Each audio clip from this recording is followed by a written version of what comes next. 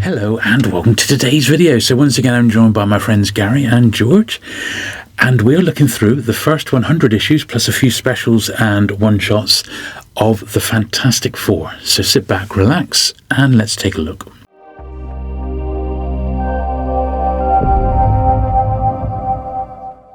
Okay then Gary, so Fantastic Four number 1, this is your original one, obviously not from the time, but this is your original copy in your collection.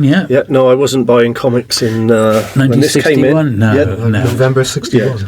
Cover dated November 61, is actually released on the 8th of August 1961. Okay, fantastic. This is the comic described as ushering in the Marvel age of comics. That's it, generally considered to be Marvel's first comic. They've been producing since 1939 is Timely, and then is Atlas. Partly is Marvel. The publisher Martin Goodman, he had a number of shell companies, probably to avoid the tax man, of which Marvel Comics was named as one. But they weren't officially coming out as Marvel Comics then, but that is the first. This is the first one. Where it all began. Brilliant. So that's the regular one, isn't it? A 10-cent copy. That's right. And then we've also got the Golden Record reprint. So this was published in 1966. And it came with a record. That record there. That's brilliant. There we are. Probably younger viewers won't recognise what a record is, but actual vinyl, yes. Vinyl, you'd put it on a record player and it would make noise. So that was slid inside. Then you had the a read along, was it? Basically. So the record would be somebody actually reading the story, the balloons from the story, and then at the end of the page, he actually says "turn the page." Turn the page. Yeah. I'm not sure if they're all available to listen to on YouTube. I know the Thor, I've heard the Thor one on there, but if people want to have a look on YouTube, they might find the audio to that one, I'm not sure.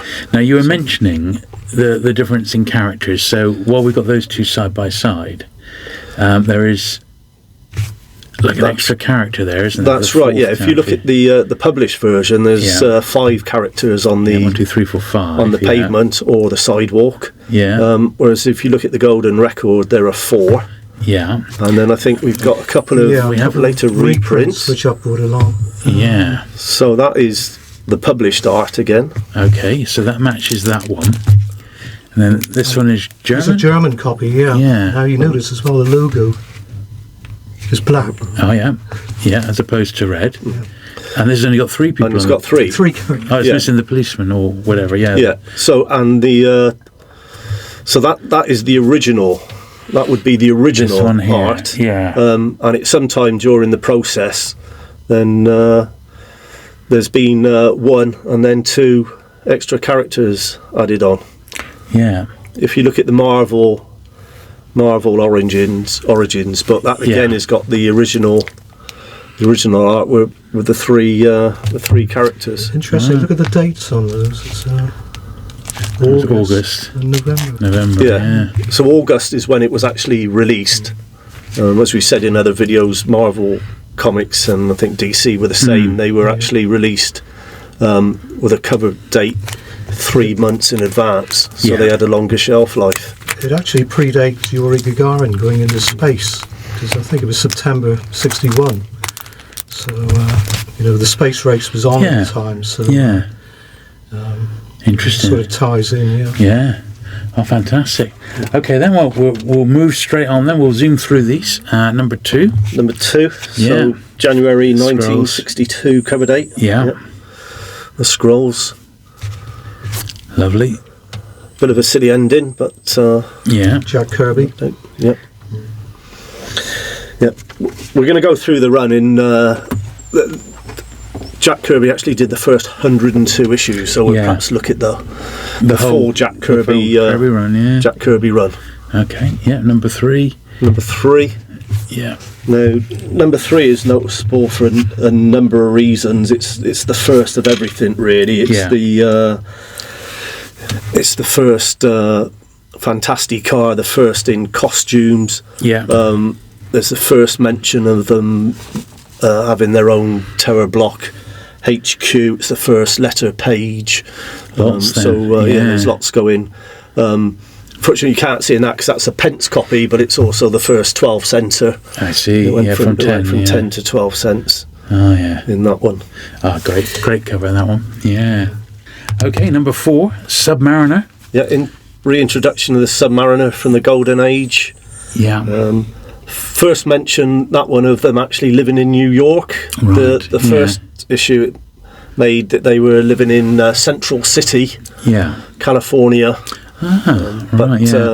By number 4 it was laid out they were in New York. You notice the Thing is a bit more he's less he's rocky. Less rocky in those, whereas the boots as well. Yeah, true.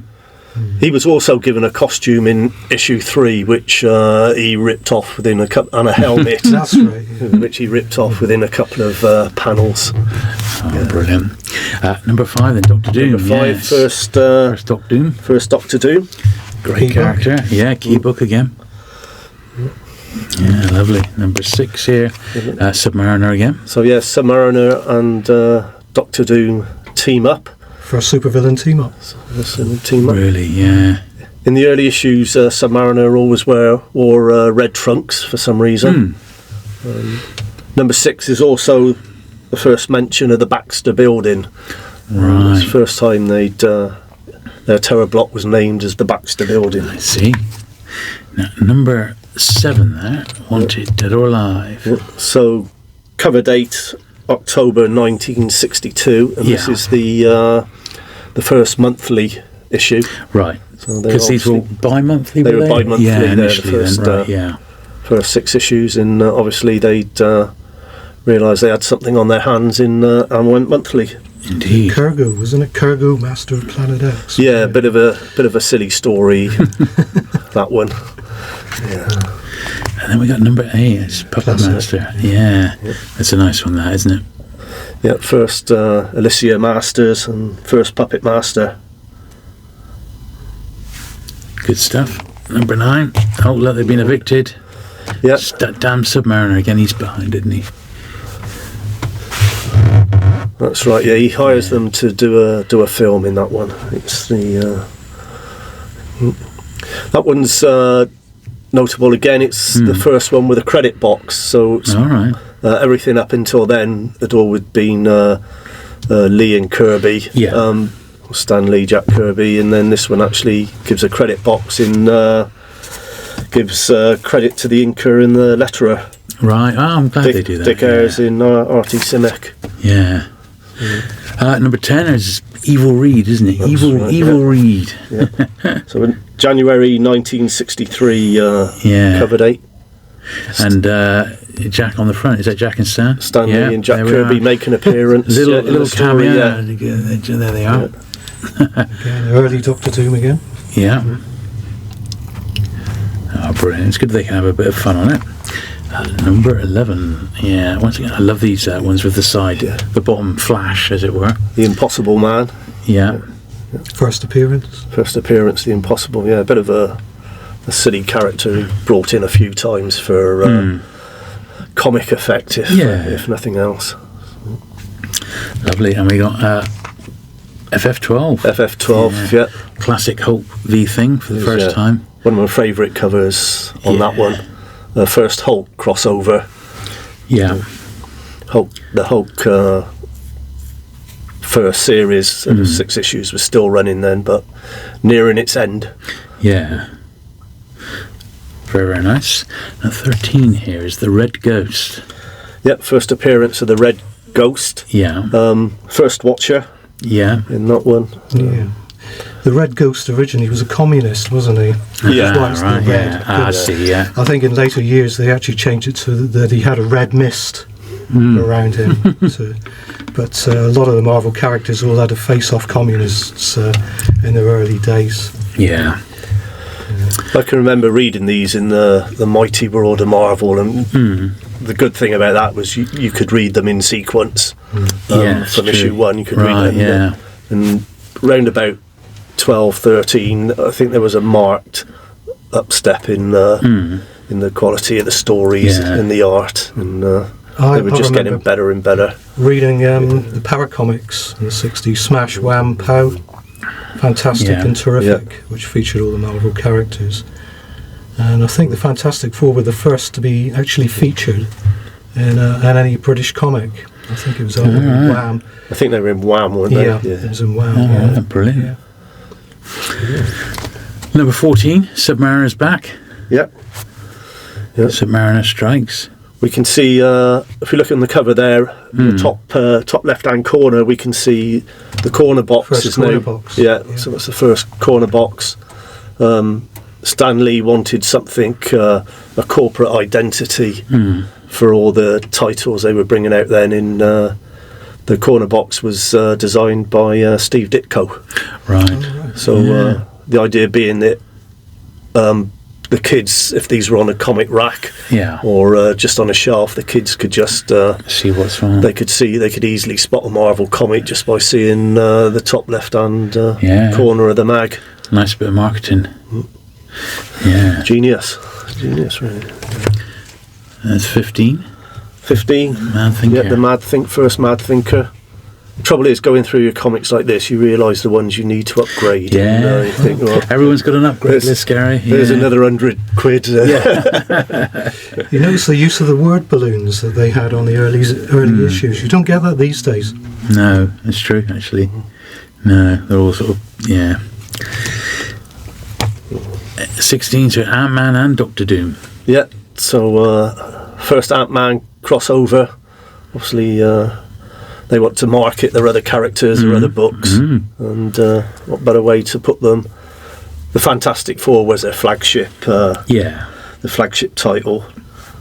Certainly at these early days, anyway, before Spider-Man took over, was the most popular. But they'd showcase their characters within the Fantastic Four. Very nice. Yeah. And 17 here, In the Clutches of Doctor Doom. It's a nice cover, isn't it? Yeah, lots going on there. Multiple traps. Yeah. It is indeed the Marvel Age of Comics. Yeah, good stuff. And number 18, the Super Skrull. The first Super Skrull, yeah. We've been introduced to the Skrulls in issue 2, and now we had the Super Skrull, who had all the FF's powers. Yeah. Somebody's kindly written the date in there, September. Yeah, that's one of the problems. You quite often see that on the UK pence variant. Somebody's written in the I think it may have been in the newsagents, or I wouldn't have thought so, but it's not uncommon. And then we got the first annual, the 63 annual. Yeah, so this released part reprint, isn't it? Yeah, in July 63. Yeah, it's or is it all reprint? There's the new Submariner. The main feature is the new Submariner story, and then it's where he refines Atlantis, the Crown King of Atlantis. I remember now, and there's also a retelling of Spider-Man issue 1. It's not a reprint, but it's Jack Kirby, and he's expanded it a bit, so you get some of the panels, the same panels, but by Jack Kirby, rather than Steve Ditko, and additional panels as well. It was the price on there, 1 shilling and 6pence, which equates to 7.5 pence in today's money. Good stuff. Right, number 19 then, Ramatut. That's it, Ramatut, who later he's retconned to be Kang the Conqueror. The same something to do with Doctor Doom, and possibly Doctor Doom, and Immortus as well, isn't it? Yeah.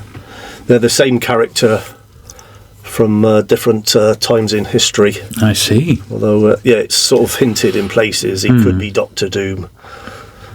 Right. And number 20, so we got Molecule Man. Yeah, first Molecule Man. Yeah, decent cover again, isn't it, that one? Yeah. I don't think Jack Kirby ever did anything which was bad, did he? No, it's true. it's true.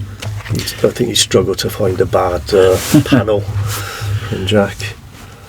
And then FF21. 21, yeah. Hate-monger, who turns out to be Hitler in the end. Hitler. Yeah. Right, yeah. We've got reintroduction of Nick Fury. I think he's a CIA agent. Right. He turns up in this, so obviously a precursor to S.H.I.E.L.D. Predates Strange Tales, his appearance in there. All right. Yeah, we're still in 63 now. At 22 there, Mole Man's back. 22, yeah. We've gone now into cover date January 1964. It's the first issue where Sue Storm gets her force field powers. So previously she'd only had her invisibility, and it was getting a bit. I think there were sort of words said that she was a bit too weak, the helpless female, so they beefed her up. 23, Doctor Doom, Doctor Doom, Doctor Doom, Doctor Doom returns. Good stuff, and then we got the Infant Terrible. A bit of a silly story, that one. But, And 25 is a bit of a sort of a minor key in it. It's another Hulk thing. Classic. After the silliness of issue 24, we have a classic thing versus Hulk. Yeah. So. Again, it's a pricey book these days. Yeah. 25. Yeah. Key little book. Then the Avengers. Yeah. So carry on story from 25. If the Thing and the Hulk wasn't enough, then we'll throw the Avengers in the mix. That's a very early appearance as well of the Avengers. Early Avengers appearance, yeah. Yeah, it must have been, yeah. You can tell it's after issue 4 because there's caps in there, but good stuff. And then 27, we got Doctor Strange and Submariner guesting. Yeah, first Doctor Strange crossover. Right. So I think that is. Again, that would have been an early appearance of Doctor Strange, wouldn't it? Yeah. Probably helped to promote selling Strange Tales. They often did that, didn't they? Crossover to promote the other books. It's clever marketing again. And in fact, we're seeing this here again. There you go, X-Men. Number 28 with the X-Men, Yeah, as you say, the X-Men crossed over, individually, the Iceman crossed over into Strange Tales with the Torch, and then but here we have the full team. Brilliant. Full X-Men crossover at 29. I wish you still like this cover. Beautiful. Yeah, really nice. Yancey Street. It's the Red Ghost again. It started on Yancey Street. I think they end up on the moon or somewhere, don't they? With the Red Ghost in the Watcher. Brilliant. 30 is Diablo. First appearance of Diablo. Looks like the Thing's being turned back into Ben Grimm on the cover there. Yeah. Not for the first time. No. And then we got the second annual. Yeah, so released July 64. Yeah. Annual number 2 with the origin of Doctor Doom. Doctor Doom, yeah. World's greatest annual. Yeah, these early annuals are real tough, aren't they, nowadays? Yeah. First couple, 2, 3, isn't it? Yeah. In the early days, they used to save the annuals for special events, not like today when they're just loads and loads of padding. Right. You probably get one story today in loads of padding. Right. But special events in those days. 31, Mole Man again. 31, yeah. The Mole Man. Yeah. Franklin Storm, Johnny and Sue's father is introduced. Right. In this one, but unfortunately, he doesn't last too long.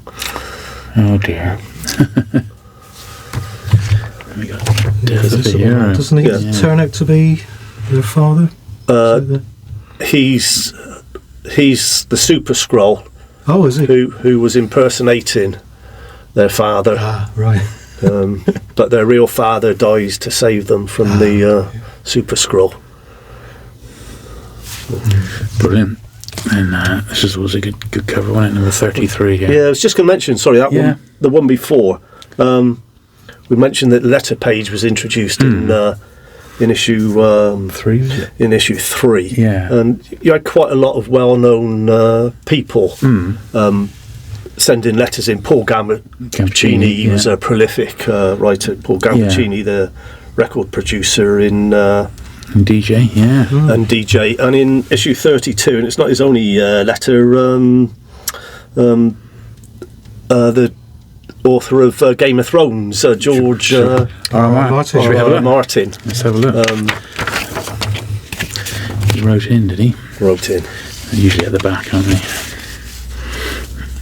Here we are. There we go.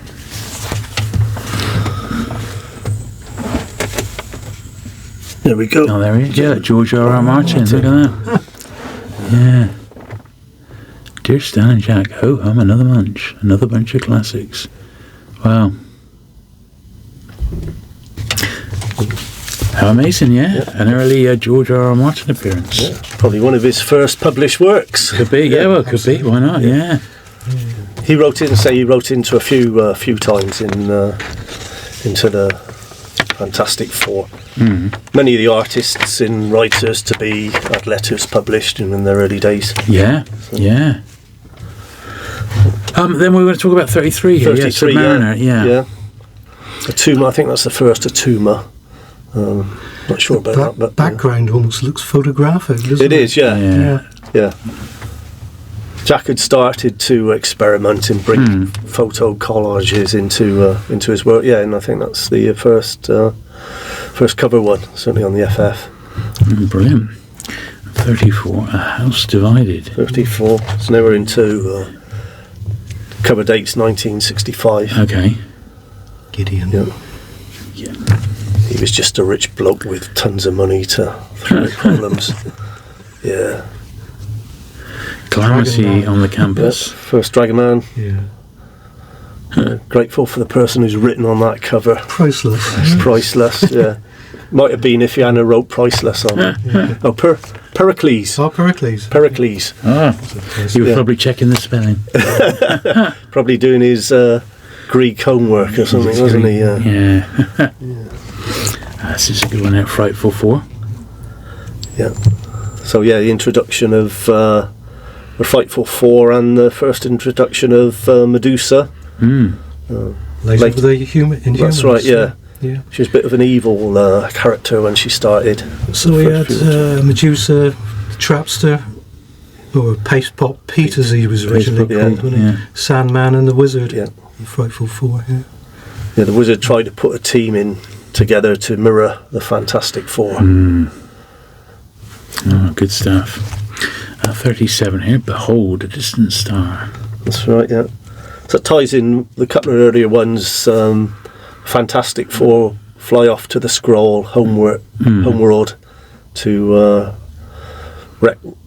wreak revenge on the Skrulls for killing Franklin Storm.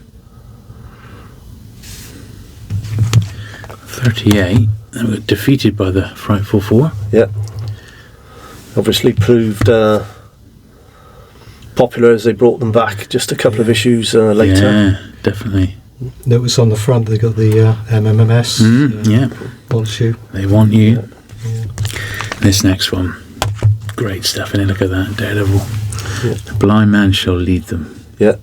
What a great jacket that is, isn't it? Yeah. It's a great cover. Yeah. Uncredited, but Wally Wood draws Daredevil all the way through the issue. All right. So rather than to keep it sort of consistent with the Daredevil comic. strip. Yeah. So you've got Jack Kirby's done everything bar Daredevil. You notice in that one that Ben Grimm there has been Ben Grimm's lost his powers, I think, at that point, and been replaced by a robot. And he's there controlling it. You can see him behind. I see. Yeah, they all lose at the end of the previous issue. They all lose their powers. And so Reed finds ways to mimic their powers until they get them back. I got the MMMs there, shrunk down on as a billboard. Yeah, which is a clever bit of marketing again. Yeah. Then we got 40, a Battle of the Baxter Building. Yeah, continuation of the same story. Issue before. Yeah, with Daredevil again. Yeah, good stuff. 41. What one? Frightful 44 back again. Brilliant. Very nice. Painted thing there, isn't it? Sort of painted cover part. Almost looks like it, doesn't it? Yeah. Good stuff. And then we got 42. To save you, why must I kill you? That's right. The Frightful Four of brainwashed Ben Grimm, and he's turned against the others. It was the first of the Marvel pop art productions in the yes, top corner box. Yeah. That's brilliant. There's a nice cover, isn't it? Look at that. Though there shall be an ending. What a great jacket that is. Very nice. God, look at that. Nice copy as well, Gareth. Lovely. And then that leads us up to FF Annual 3. The wedding, yes. The wedding of Sue and Reed at last. Yep. All these years, all these issues out of wedlock. And then one of my favourite FF stories, that one. It's Stan and Jack appear at the end, don't they? They get evicted at the wedding. They're not invited to the wedding. They get turned away from the wedding. But they're all the Marvel characters in it, even Millie the model in Patsy Walker. They're all there. They all turn up in that one. All the villains, the heroes. The price is still 1 and 6 at that time. 7.5 pence. Oh, fantastic! That's really good. FF44. FF44. The gentleman's name is Gorgon. Gary Gorgon. First introduction of Gorgon. And later becomes in the Inhumans. What a way to spend a honeymoon. Oh, brilliant. This is Sue and Reed's honeymoon, I'm assuming, Yeah. And then, an absolute belter of a cover, that one, isn't it? Oh, don't you think that's just brilliant? Number 40. Superb. First really nice. Inhumans, so a couple of characters we've seen before. Gorgon in Medusa we've seen before. Yeah. I think Lockjaw has appeared. But, first Inhumans. Is that the first appearance of Black Bolt in 45? Yeah. And Karnak as well, I would imagine. There he is. 46 is the first Black Bolt cover. Proper, on the cover. First time they've done this on the side, because we see that now and again, don't we, later on? That sort of style. So we got Crystal in there as well, and Triton. And Lockjaw. Yeah. The dog. So we're January 66 now, cover dates. Okay. 47, Beware of the Hidden Land. 47, we're in the Inhuman storyline again. Yeah. And then a mega key. What do you say about that? 48, First Surfer. It actually finishes off, there's only half a, they always call it a trilogy, but there's only 2 books worth in there, because the first half of that is finishing the Inhuman story from the issue before. But and then introduction of the Silver Surfer.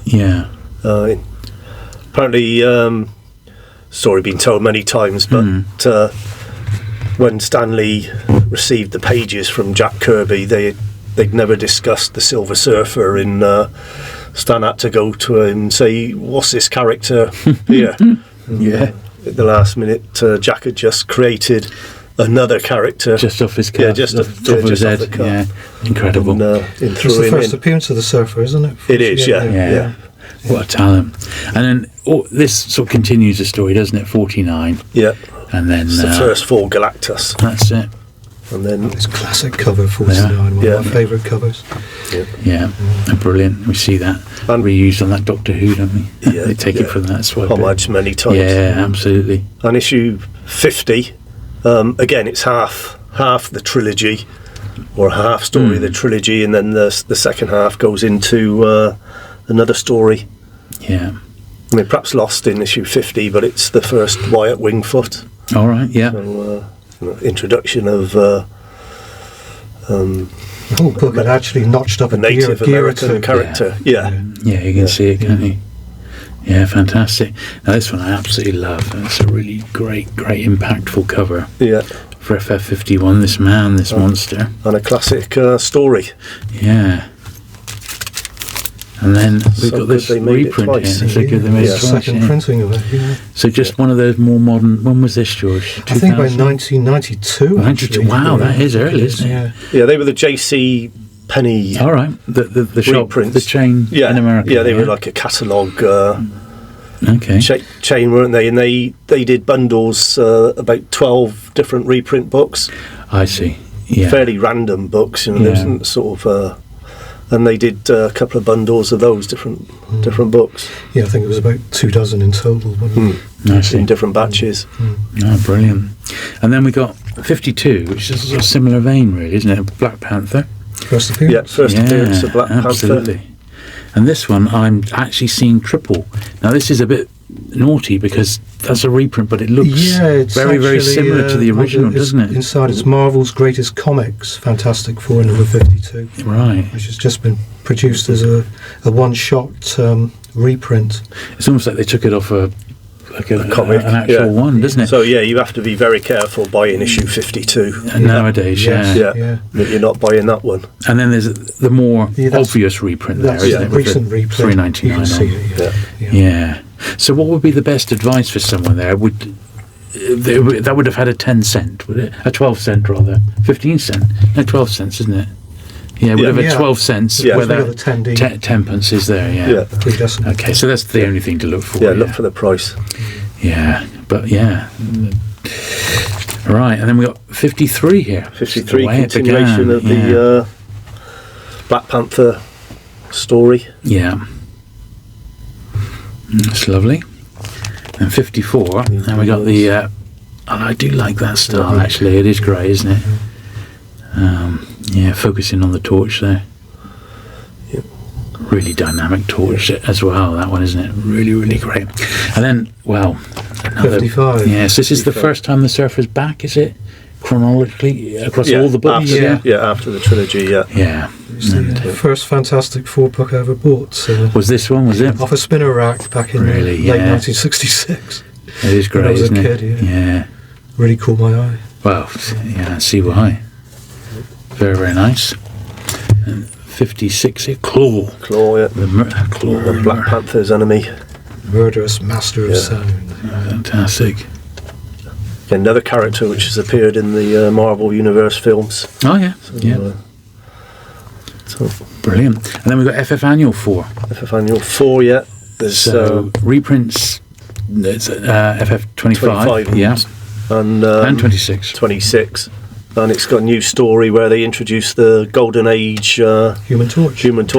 Yeah, Marvel Comics number 1. Yeah. Brilliant. Of course, he was an android, the original original Torch. Just the one new story, and then basically the rest made up in reprints. Yeah. And 57, Doctor Doom again. Yeah, this is a great little beautiful cover again, isn't it? Yeah. Great little arc. I think 4 issues where Doctor Doom steals the Silver Surfer's power. Yeah. So we're at the end of 1966 now, December 66, So that leads directly into this one. Yeah. They continue. Right. The dismal joys of defeat. Look at the actual, just look at the quality of that art with the faces in that. Superb. Absolutely superb, that. Yeah, lovely. Then Inhumans in number 59. Yeah. So we're in 1967 now, or cover date 67. Yeah, it's a continuation of the Doctor Doom Silver Surfer story. Yeah. Just throw the Inhumans in for good measure. Good measure. And then that's that one there. And then they turn it round. Jack Kirby now, he's really in his stride. Pomp.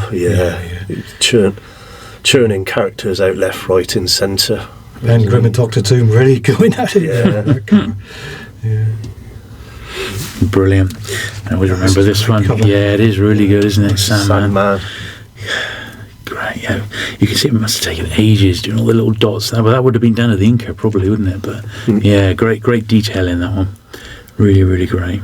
Always like the Sandman. What a great character. Yeah, good stuff. That's 62. 62, yeah. That's a blast star, isn't it? The living bomb burst. First blast star. I think when I first saw that in the Marvel Greatest Comics, the reprints, I thought, the Silver Surfer's in it. I have to get the... but it's actually Triton you were coming through. They had you. Yeah. They tricked you. And then that's like the follow-up to it, yeah. There he is. Yeah. Blastar. What a great name. And 64, Sentry Sinister. Yeah. So he's actually Kree. a Kree. Yeah. A Kree guard. It's a sort of enters the Captain Marvel, doesn't it? It's pre-Captain Marvel. Yeah. It leads into the Captain Marvel series. Yeah. From 1967 onwards. 68. I noticed the banners here have changed, so they're focusing on a particular character. Yeah. So you got They used to have the heads in yeah. there. Yeah. No, we haven't got one with Sue. There's one with Sue coming up. There will be. Yeah. Really, really nice. Even better. One up again on the Ditko. I think like the Torch and the Thing were the most visually striking, so they tended to get more than their fair share, I think. And then 65. Yeah, 65. So that's the first Ronan the Accuser from the Guardians of the Galaxy movies. Oh, yeah. It's the first Kree, introduction of the Kree. Brilliant. Now 66. Yeah, so that's the lead into him. Yeah. Who becomes Warlock. Yeah. Although he doesn't actually appear in that No. episode. He's genetically engineered by a group of scientists. So issue 66 is where they're doing all their engineering and science stuff. And this is a reprint. Yeah, that's a reprint again. Is it the J.C. Penney similar? Yeah. Yeah. Okay, and this is the actual appearance, the proper appearance, 67. Yeah, so him appears and a at the reprint end. again. Yeah. Yeah. Fantastic. Again, the J.C. Penneys from the cover. The J.C. Penneys, there's no way you can tell the difference from the covers. Right. You have to look at the back. Look at the back adverts and the inside adverts are contemporary. Of, isn't it? Yeah. Yeah. So you couldn't tell the difference from that. And then that leads into annual number 5. Annual number 5, yeah. So July 67. Yeah. Psycho Was it Man. the annual Psycho Man, first Psycho Man. Yeah. In the Microverse. And so it mentions the Surfer. Yeah, there's a short Silver Surfer strip in there, which is his first solo outing. Right. Fights Quasimodo. FF95, yeah. So, I wonder if that's been reprinted anywhere. It must be somewhere. It must be somewhere, I would have thought, yeah. But yeah, brilliant. God, what a great run. Right then, so 68. His mission, destroy the Fantastic Four. Seems pointless saying a great cover. I mean, they're all great. They're all so good, aren't they? Yeah, they are beautiful. And 69 by Ben Betrayed. Yeah. The mad scientist has corrupted Ben, and he's gone on a rampage against the Fantastic Four. So at the end of 1968 now, isn't it? Yeah, about that, yeah. Yeah, nearing it. Yeah. And number 70, Yeah. When Fall the Mighty. Yeah, so now we're into 1968. Oh, 68. No, Yeah, so it's January 68, the cover date. Of course, the cartoon had been... There was the cartoon in 67. Yeah. It started September Like the Saturday morning 1967. one. Yeah. So... Yeah. 71 here. A sizzling big action issue. I wonder why that was put on. Is this still a Kirby cover? It is. Yeah, they're all Kirby, yeah. Yeah. I've got a feeling that one was non-distributed in the UK. Right. 71. Yeah. For some reason. But then we've got the Majesty of 72. Look at that. Superb. Yeah, that's just great, isn't it? It could have just been part of the Surfer run, couldn't it, that one? So good. And 73, a guest star bonanza. Yeah. So we got Daredevil, Thor, Spider-Man. So this is a crossover with Daredevil 38, where Doctor Doom trades bodies with Daredevil. And so of course then Daredevil goes to visit the Fantastic Four he tips them off that it's actually Doctor Doom where it's not. So Daredevil recruits Thor and Spider-Man to help him. As you do. And then, more Majesty, look at this. Oh, just incredible, yeah. Another Silver Surfer arc. Yeah. Galactus comes looking for the Silver Surfer, so the Fantastic the next Four. one next to it. Nice high grade copy. They are lovely copies, Gary. Yeah. Very, very nice. Look at the whiteness there. Yeah. These J.C. Penney reprints. No. They are. I mean, none of these. Yeah, those blimmin' heck. None of these comics I bought at the time, so I've had to years of upgrading upgrade, constantly. Yeah.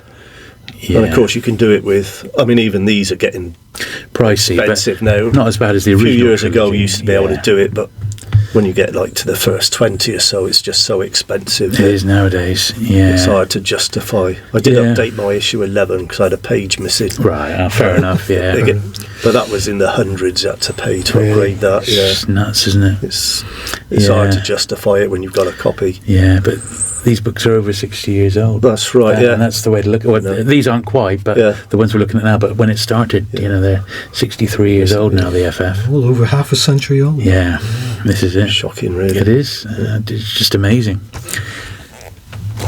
76, Subatomica, Stranded in Subatomica. Yep. And 77, look at that. Yeah, that's a lovely cover. Really great. Yeah, really, really great. Yeah, the Psycho Man again. Fantastic. There's so much good about that, isn't there? Honestly. That's one of the best. It's funny. My original that must have been low grade because I've never appreciated it with sort of modern eyes like that. The book was really riding high at this point. Yeah, definitely. Wow. Yeah. The Thing No More. Yeah, again, no more. Already. Yeah. Good stuff. And I remember this one as well, 79. I remember some of these, I think 78, 79, 80 turned up in a little find, didn't it? And we got some off Justin Ebbs. He had, it was books around this period, he had loads of copies. He had FF 39 and 40 in duplicate, they were like bound copies. He had to ream them, didn't he? Yeah, X-Men 25 and 26 he had. Little runs of them that had turned up. X Newsstand. I mean, this is 30 years ago, but it was one of those little finds, and he went into just selling comic merchandise, didn't it? Boxes and bags and things. Yeah, although he moved away from selling. I did speak to Justin recently, literally 3 or 4 months ago, and he's still sat on I think he said 100,000 comics in the UK and 500,000 in America in a warehouse. So, I know, absolutely insane. So I think his son does a lot of the comic marts, and Justin concentrates on the bags and boards and that. So he's still got masses and masses of stuff, which is incredible. In huge numbers. So I think he actually said he didn't want to like flood the market with some of it that he's got in such big numbers, Right, FF80. Look at that. There we are. Wyatt Wingfoot. I think that was one which didn't come over to the UK. Yeah, it was another. Extremely difficult to get. It's got a stamp over it, but was it a book? I think that's not a British stamp, though, is it? Bookshop stamp. It's like an 80 cents or something. I don't know, but it would have been TMP over here, wouldn't it, if it had gone through the usual system. I remember 80 was ND. I'm sure it was. 1881 was it? Yeah, quite I think possibly. 81 came over. Yeah, 81's got a stamp on. There were a couple of months when they were they didn't come across from TMP in some reason. They appear to be distributed by Gold Star. All right. David Gold's. I don't know. The porn. Porn Baron, The Porn Baron, Oh, right. Okay. His company Gold Star. All right. Brought over a couple of months. Don't know. Nobody seems to know the story. Then we get FF Annual 6. Remember this one quite well. Yeah. And this Nihilus, is and you got a reproduction of that one. So a more modern day again reprint, George. It's funny why I can't understand why they've reprinted number 6 and they haven't done the previous annuals. It's quite an expensive annual, that one, because it's the first Nihilus, and it's the birth of Franklin. That's probably why then. Which she said in annual issue 5, I think it was announced that Sue was pregnant, so it's taken her a year to. This is have the baby, a comic book here. I think he's still only about 10 or 11 years old now. Even now, when he should be 50. Okay, Gary, and you've got something else to show us at this point? Yeah. So at this point, and I know you're a collector of these. Well, yeah, I've got this one. I've got a few of them. This was a Whitman Big Little Book. Big Little Book, yeah. Picture on one side, text on the other. Yeah. All the way through. Yeah. Art by Herb Trimpe. Herb Trimpe, right. Yeah. I think he's probably tried to ape Jack Kirby. Kirby a little bit there, yeah. They're nice, these. They're really nice. Did they do any of other Marvel? There were 3, but much later. There was a Spider-Man. Spider-Man, yeah. And they're softback as well, aren't they? Yeah, and a Hulk. Yeah. I think Spider-Man was late 70s, Hulk 1980. Yeah, I used to have them actually, yeah. Just the Marvel ones. And just to tie into that... look at this. A jigsaw of the big... A big little book jigsaw, yeah, look at that. So that image Never seen that before. That image is taken from the book, yeah. Oh, look at that. That was still sealed. Yeah, so... And this is 60s? Yeah, that came out at the same time, yeah. It says 68, yeah. Same time as the Big Little Book. How unusual. Right then, 81, Enter the Exquisite Elemental. In number 81. Don't remember much about that one. No, by this time, Jack Kirby was getting a bit cheesed off with Stan Lee, and he was holding back any new ideas. Right. So he's still churning out great works, but he wasn't introducing the new characters. Fair enough. Like he had previously. It's Crystal from the Inhumans, isn't it? It's the elemental there. Yeah. Right. Brilliant. Okay. Then 82. Yeah, so cover dated January. We're into 69 now. January 69. Yeah. Okay. Yeah, lovely cover, that one. Beautiful, absolutely beautiful, yeah. So good, aren't they? 83. Shall Man Survive? Yeah, once again, Kirby's right at the top of his game. And it's Maximus the Mad, isn't it? That's right, yeah. And they say this was the Prisoner inspired one, wasn't it? 84. Yeah. Inspired by the Prisoner. I am number 4. Similarities to Port Marion. Yeah, that's it, yeah. Filmed, Distinctive cover, that classic Kirby. He was so great with his machinery, wasn't he? Yeah. It's so good. Yeah, you get pages of it, don't you? And so prolific. It's just insane. There's no one quite like him. Victims of Doc Doom. Again. 87. The Power and the Pride. Possibly the most offbeat ending of the year. What was the ending, Gary? Do you remember? I can't remember. No. I think it's fairly offbeat. Yeah. I seem to remember years ago I had like a Spanish language edition of that one. Oh, right, yeah. I vaguely remember that, I remember.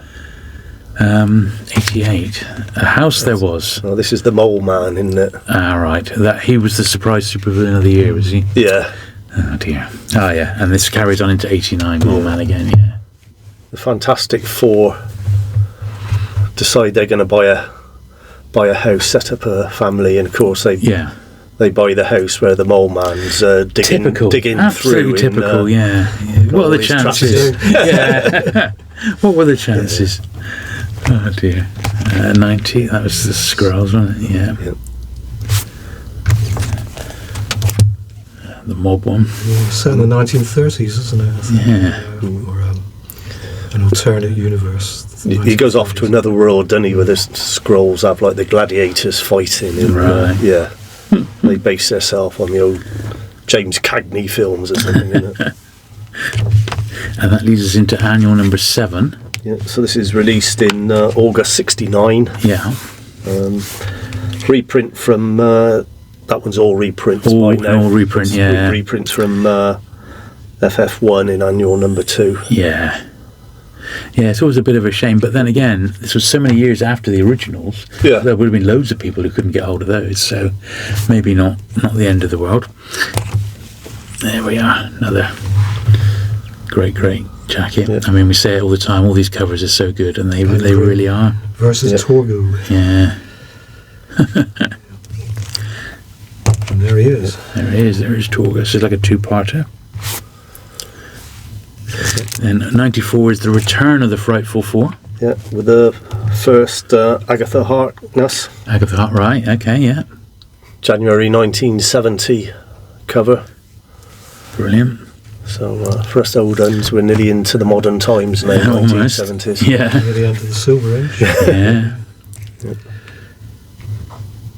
95. If the FF fails, it means World War III. You know that, don't you?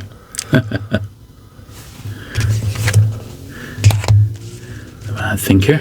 That was one of the very first ones I had. Fantastic Four, if not the first Fantastic Four issue. Another very nice copy, Gary. Very, very nice. Monster from the Lost Lagoon. Oh yeah, there's Franklin making his first cover appearance. Yeah. Tie in with a monster from the Black Lagoon. Yes, the Lost Lagoon. Take off. He did appear later, that character, in a few issues. Then 98 is Doomsday on the Moon. Yeah. We see at the end Neil, I think it's Neil Armstrong. He's there. Sets foot on the moon at the end, but of course the Fantastic Four have been there first to clear the way for him. Well, they had to, really, didn't they? Yeah. Without them, never would have happened. And 99 we have Inhumans. Inhumans again. Of course, was it May 1970? Of course, it was just the first moon landing. The moon landing, would have happened by then. Yeah, of course. Place, yeah. And then the issue 100, the anniversary issue. Yeah. Lots of guest stars. Yeah, lots of guest stars. Puppet Master in Doctor Doom make puppets of all the FF villains in. Yeah. It's great. It would. Everyone attacks. Nowadays, they'd probably do something slightly different, wouldn't they? I mean, in all honesty, but a key book. And like you said, it's worth going on to complete the Kirby run since it was ending at 102. So we just show 101 and 102, so we've done all of the Kirby run. Yeah. FF are beaten at last, and by 102. So what happened, Gary? The relationship had soured, really. Yeah, for a long time. Him and Stan. Jack and Stan's relationship, as you said, soured. Jack didn't think he was getting the recognition he deserved, probably rightly. Yeah. So everybody was lauding Stan Lee as the creator of everything. Where in fact, Kirby moved over to DC. Yeah, Kirby was probably more creative than Stan. Well, definitely more creative than Stan. Yeah. In the end, he went over to DC because they promised him more creative control. I think he took over Jimmy Olsen, didn't he? I think took over Jimmy Olsen, and he did the Fourth World. New Gods, Forever People, Mr. Miracle, Command E did the Demon, he did loads over there. Absolutely, and the original Sandman, the original first Sandman, Wow, you forget, didn't you? So John Romita cover on that one, I think. And, it is. JR done that. Yeah, John Romita took over a few issues. He didn't enjoy doing FF; it was too hard. I didn't think he fancied following in Kirby's footsteps. Hard, to follow. And then John Buscema took it over after that for a period. Yeah. Kirby did return in issue 108, but that was half a story he'd already completed. Right, alas, Kirby. Marvel added some bits and worked it into a whole story. Yeah, and that's the last one. So 102 is the last. Fantastic. Last Kirby. Well, what an amazing run that is, isn't it? I mean, it really is superb. Well, thank you for bringing them along, guys, and for chatting about it. I've certainly enjoyed looking through those again, and I hope you've enjoyed it at home. If you have enjoyed today's video, do please give it that thumbs up. Do please hit the subscribe if you've not already for regular vintage comic book content, and I look forward to seeing you all again very soon. Bye.